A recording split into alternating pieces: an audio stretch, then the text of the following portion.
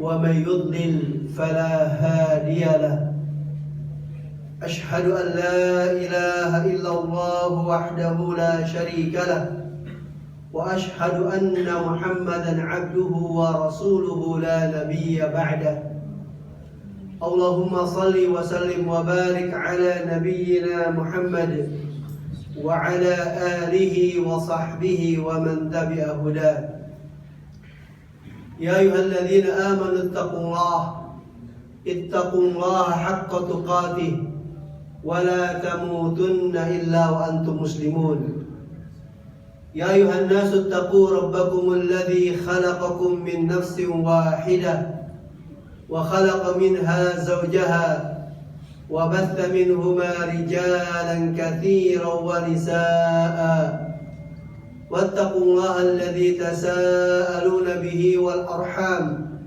إن الله كان عليكم رقيبا يا أيها الذين آمنوا اتقوا الله وقولوا قولا سديدا يصلح لكم أعمالكم ويغفر لكم ذنوبكم ومن يطع الله ورسوله فقد فاز فوزا عظيما أما بعد فإن أصدق الحديث كتاب الله وخير الهدى هدى محمد صلى الله عليه وسلم وشر الأمور محدثاتها فإن كل محدثة بدعة وكل بدعة ضلالة وكل ضلالة في النار.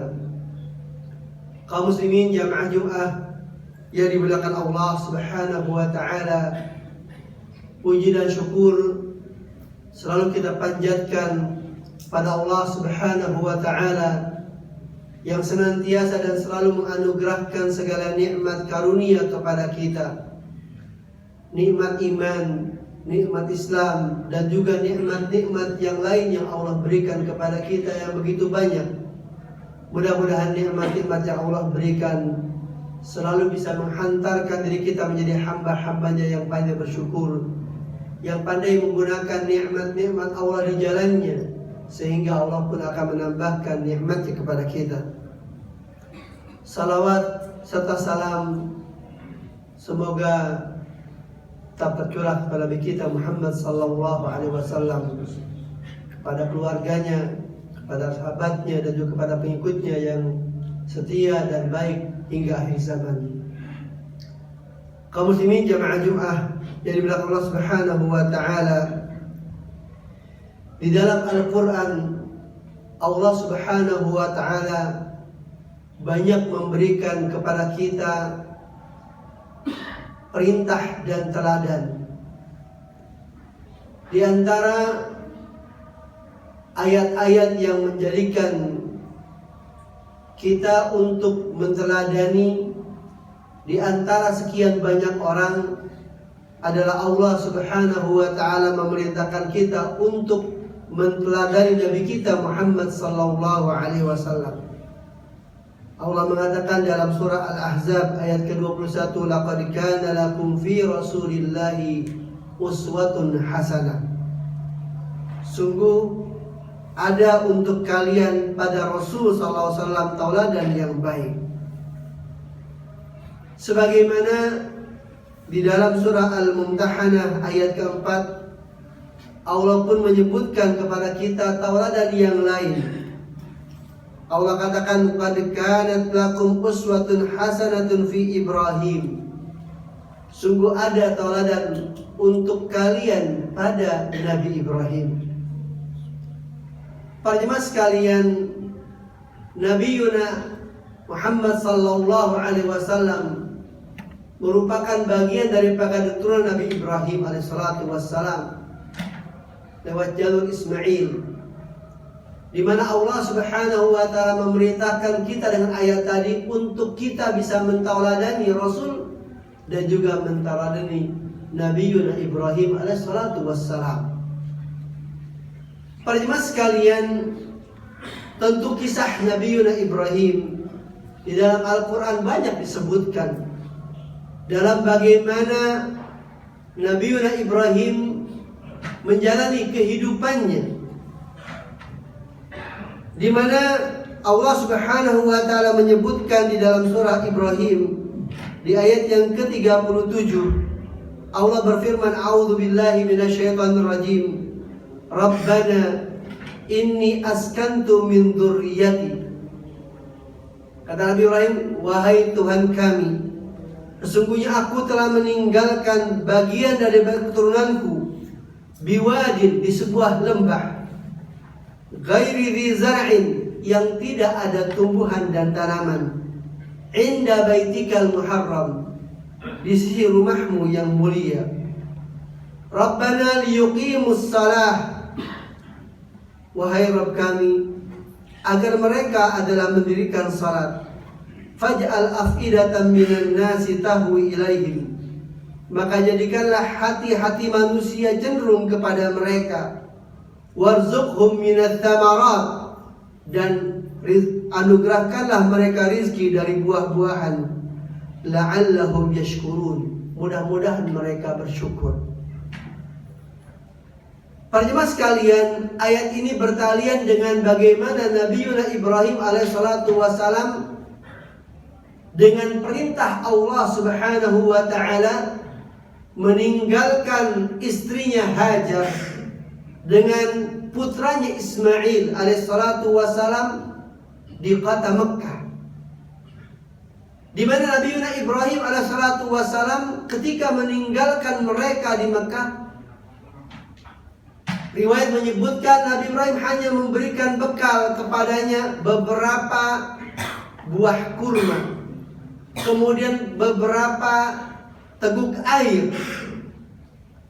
Sementara ayat menyebutkan bahwa tempat di mana Nabiullah Ibrahim meninggalkan Hajar istrinya dan juga putranya Ismail adalah merupakan tempat yang berbentuk wadin, berbentuk lembah.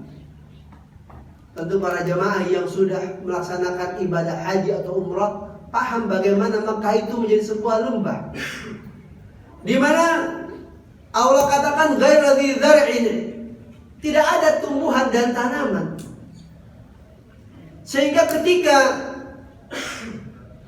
Hajar ditinggalkan oleh Ibrahim di tempat tersebut, lalu kemudian Nabi Ibrahim setelah mengantarkan di tempat tadi ingin meninggalkan mereka berdua, Hajar bertanya, wahai Ibrahim, apakah engkau akan meninggalkan kami berdua di tempat seperti ini?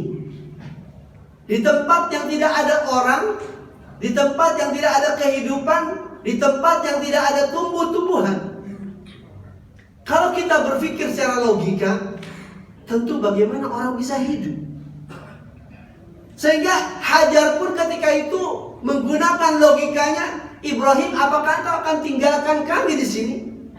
Normal sebagai seorang manusia bertanya, sebagai seorang istri kepada suaminya, apakah engkau tega, bahasa kita, untuk meninggalkan kami? Ini adalah istrimu, ini adalah anakmu di tempat seperti ini. Setelah itu Nabi Ibrahim terus berjalan dan Hajar pun mengejar Ibrahim, ingin mendapatkan jawaban apa gerangan yang menyebabkan adalah beliau meninggalkan istrinya dan anaknya Ismail di tempat tersebut. Setelah berulang Ibrahim tidak menjawab.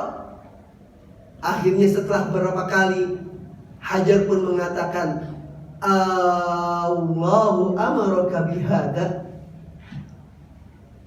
Kata Hajar, dengan nilai iman yang dimilikinya, tidak lagi berbicara adalah berdasarkan logika, tapi dengan iman dia mengatakan, Allahu amaraka bihada. Apakah Allah yang memerintahkan engkau dengan hal ini, sehingga Allah memerintahkan engkau untuk meninggalkan kami berdua di sini? Nabi Ibrahim kemudian menjawab, na'am, iya. Ketika adalah seseorang sudah meninggalkan keluarganya di tempat seperti itu, dasarnya ada perintah Allah Subhanahu wa taala. Hajar sebagai seorang mukminah yang memiliki iman yang ditarbiyah oleh Nabi Ibrahim mengatakan, idzan la yudayyi'na. Kalau memang itu perintah Allah, Allah tidak akan menyia-nyiakan kami.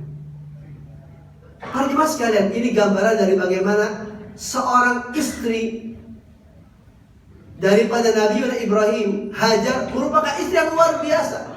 Rela untuk tinggal di tempat seperti itu hanya dasarnya karena perintah Allah. Ini perlu jadi renungan untuk kita, bahwa selagi seseorang berada di jalan Allah, ketika seorang berada dalam aturan Allah, ketika seorang berada dalam segala yang menjadi ketentuan Allah Subhanahu wa ta'ala, maka seseorang tidak perlu khawatir. Karena Allah yang menciptakan dia, Allah yang memberikan kehidupan dia, maka Allah pula yang akan mengatur kehidupannya. Sehingga Hajar mengatakan, idzan la yudayyi'na. Kalau memang itu perintah Allah, Allah tidak akan menyia-nyiakan kami. Kami akan pasti bisa hidup di sini. Walaupun tidak ada orang, walaupun tidak ada tumbuhan, walaupun tidak ada siapapun. Kalau itu perintah Allah, Allah pasti akan memberikan kehidupan kepada kami. Para jemaah sekalian, kemudian setelah adalah Nabiuna Ibrahim meninggalkan mereka berdua, apa yang menjadi bekal yang tadi disiapkan oleh Ibrahim untuk Hajar dan istri, untuk Hajar dan anaknya Ismail, tentu akan habis. Sementara tidak ada tempat untuk mereka mencari kurma dan mencari air di situ.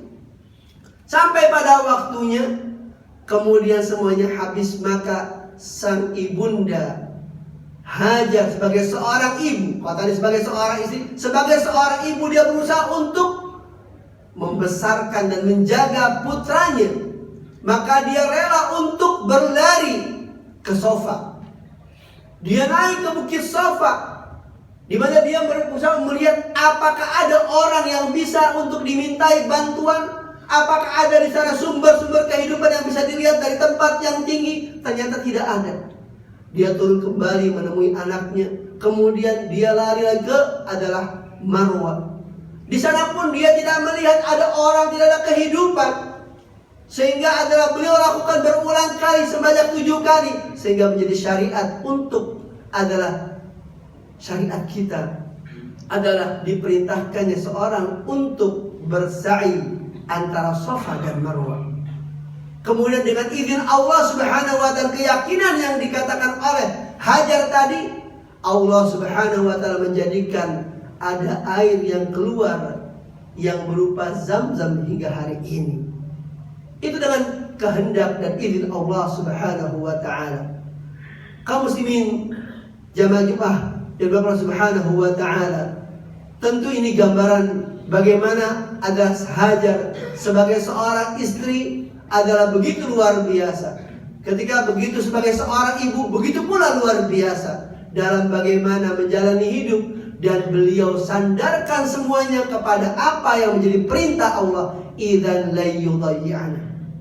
Mudah-mudahan Allah Subhanahu wa ta'ala memberikan kepada kita kekuatan untuk bisa mengambil pelajaran dari kisah tadi, di mana seseorang ketika dia adalah yakin dengan Allah, ketika dia yakin dengan perintah Allah, ketika dia yakin dengan sandaran dirinya hanya kepada Allah, maka Allah akan menjamin hidupnya.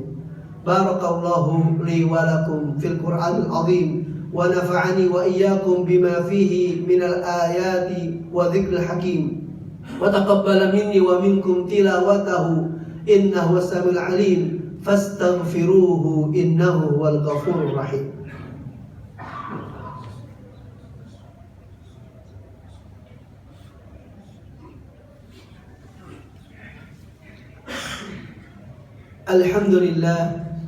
Alhamdulillahilladzi hadana lihada wa ma kunna linahtadiya laula an hadana Allah. Ashhadu an la ilaha illallah wahdahu la syarika lah, wa ashhadu anna Muhammadan abduhu wa rasuluhu la nabiyya ba'da. Para jemaah sekalian, kalau kita cermati lebih jauh apa yang menjadi kisah Ibrahim, Hajar dengan Ismail, setelah tadi Allah Subhanahu wa ta'ala memberikan anugerah berupa Zam-Zam, yang itu merupakan air semata. Namun ternyata apa yang menjadi Zam-Zam tidaklah sekedar adalah bisa untuk menghilangkan dahaga. Rasul mengatakan ma'u Zam-Zam lima syuriba lahu. Air Zam-Zam itu tergantung adalah niat, adalah ketika kita meminumnya. Ketika kita minta untuk A dengan Zam-Zam tersebut, maka Allah Subhanahu wa ta'ala akan memberikan apa yang menjadi keinginan kita. Oleh karenanya Abdullah bin Abbas radhiyallahu anhu, ketika beliau adalah meminum air Zam-Zam, beliau selalu berdoa kepada Allah Subhanahu wa ta'ala dengan Allahumma inni as'aluka ilman nafi'a. Kata beliau, ya Allah, aku meminta kepadamu ilmu yang bermanfaat, wa rizqan wasi'a, rizki yang lapang, wa shifaan min kulli da', dan aku minta kesembuhan dari segala macam penyakit. Ini ada di antara doa yang dilakukan oleh Abdullah bin Abbas radhiyallahu anhu, sahabat Rasul yang memahami bagaimana Zam-Zam itu adalah memberikan keberkahan untuk orang yang meminumnya. Sahabat Abu Dzar Al-Ghifari radhiyallahu anhu pernah berdiam di Mekah, di sisi Ka'bah tadi, adalah kurang lebih selama 30 hari, di mana beliau adalah tidak mengkonsumsi apapun kecuali hanya air Zam-Zam. Ternyata apa yang dikonsumsi dalam Zam-Zam tersebut bisa mencukupi kehidupannya, dan dia tidak merasakan lapar, bahkan menjadi orang yang gemuk dengan sebabnya. Ini adalah merupakan bagian daripada keberkahan yang Allah berikan kepada Zam-Zam, di mana kita disunnahkan untuk meminumnya. Di sana kita diperintahkan juga untuk berdoa ketika meminumnya. Kaum muslimin jamaah Jumat yang dimuliakan Allah Subhanahu wa ta'ala, maka Hajar sebagai seorang ibu daripada Ismail, sebagai seorang istri daripada Ibrahim, merupakan contoh tauladan untuk kita, di mana itu merupakan bagian daripada bagaimana Allah Subhanahu wa ta'ala mengajarkan kita untuk selalu bertawakul, bersandar diri kepada Allah Subhanahu wa ta'ala. Mudah-mudahan Allah Subhanahu wa ta'ala menganugerahkan kepada kita istri-istri seperti Hajar, dan Allah anugerahkan kepada kita anak-anak seperti Ismail, sehingga kehidupan kita akan menjadi kehidupan yang memberikan kebaikan di dunia dan akhirat. Inna Allaha wa malaikatahu yusalluna 'alan nabi ya ayyuhalladzina amanu sallu 'alaihi wa sallimu taslima. Allahumma salli 'ala Muhammad wa 'ala ali Muhammad kama shallaita 'ala Ibrahim wa 'ala ali Ibrahim, wa barik 'ala Muhammad wa 'ala ali Muhammad kama barakta 'ala Ibrahim wa 'ala ali Ibrahim fil 'alamin innaka Hamidum Majid. Allahumma inna nas'aluka bi asma'ikal husna wa sifatikal 'ula. Allahumma innaka antal ahadus samad alladzi lam yalid wa lam yulad wa lam yakul lahu kufuwan ahad. Rabbana la tuzigh qulubana ba'da idh hadaytana wa hab lana min ladunka rahmah innaka antal wahhab. Rabbana hab lana min azwajina wa dhurriyyatina qurrata a'yun waj'alna lil muttaqina imama. Rabbana innana sami'na munadiyan yunadi lil imani an aminu bi rabbikum fa amanna. Rabbana faghfir lana dhunubana wa kaffir 'anna sayyi'atina wa tawaffana ma'al abrar. Rabbana atina fid dunya hasanah wa fil akhirati hasanah wa qina 'adzaban nar. Subhana rabbika rabbil 'izzati 'amma yasifun wa salamun 'alal mursalin walhamdulillahi rabbil 'alamin. Wa aqimis shalah.